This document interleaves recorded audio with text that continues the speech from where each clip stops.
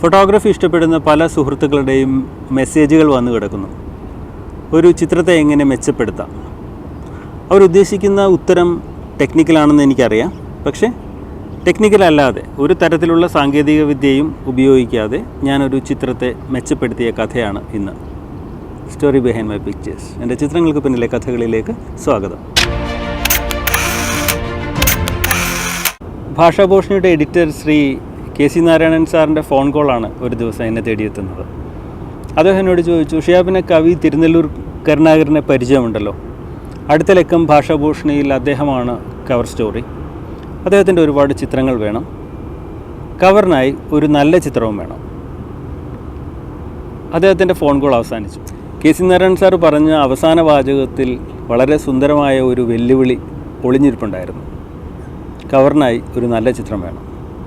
കാരണം ഞാൻ ഈ ചിത്രം എടുക്കുന്ന സമയത്ത് തിരുനെല്ലൂർ സാറിന് ശാരീരികമായി അല്പം ബുദ്ധിമുട്ടുകളുള്ള സമയമായിരുന്നു.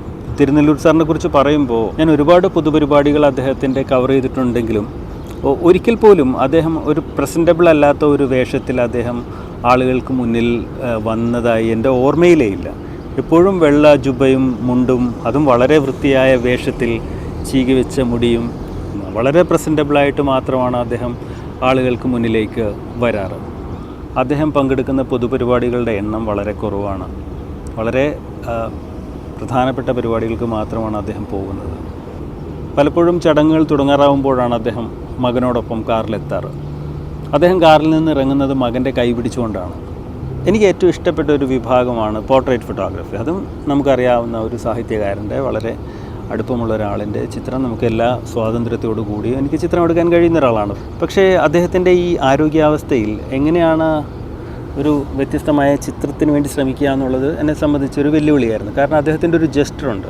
ആ കാലത്ത് ചിത്രം എടുത്തിട്ടുള്ള എല്ലാ ഫോട്ടോഗ്രാഫേഴ്സിൻ്റെ കയ്യിലുണ്ടാകാൻ സാധ്യതയുള്ള ഒരു ചിത്രമുണ്ട്. അദ്ദേഹം പങ്കെടുക്കുന്ന പൊതുപരിപാടിയിൽ അദ്ദേഹം കസേരയുടെ കയ്യിൽ കൈമുട്ടൂന്നി വിരലുകൾ താടിക്ക് കൈ കൊടുത്തിരിക്കുന്ന ഒരാളിൻ്റെ പ്രൊഫൈൽ ഷോട്ടിന് ഏറ്റവും സിമ്പിൾ ആൻഡ് എലഗൻ്റ് ആയിട്ടുള്ളൊരു പോസാണ് അദ്ദേഹം എപ്പോഴും സ്റ്റേജിലിരിക്കാറ്.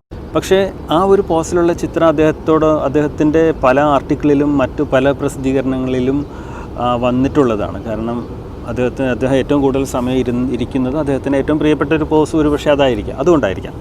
ആ ഒരു ചിത്രമല്ലാതെ എന്തായിരിക്കും എനിക്ക് മാറ്റി ചെയ്യാൻ കഴിയുക എന്ന് ഞാൻ ആലോചിച്ചു. ഞാൻ അദ്ദേഹത്തെ ഫോണിൽ വിളിച്ചു.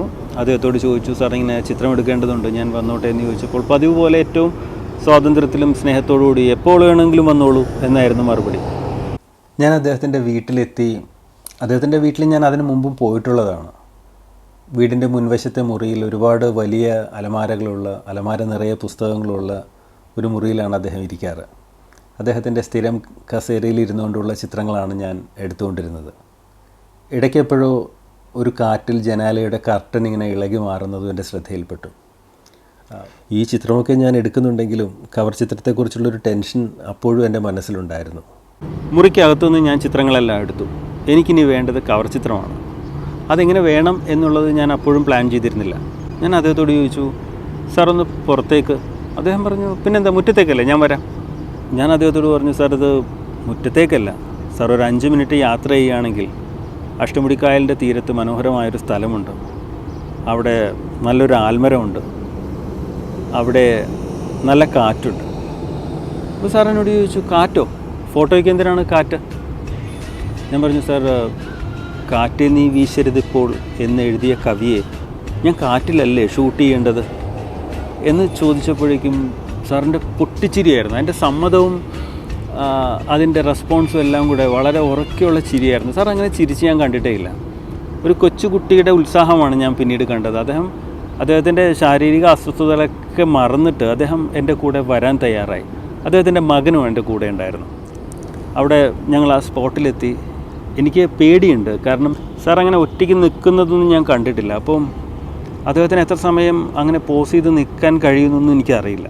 അദ്ദേഹം എന്തൊരു പ്രൗഢിയോടെയാണെന്നോ തലയെടുപ്പോടു കൂടിയാണെന്നോ ആ ആൽമരത്തിൽ കൈ പിടിച്ചു നിന്ന് ഭാഷാഭൂഷണിയുടെ കവറിന് വേണ്ടി പോസ് ചെയ്തത്.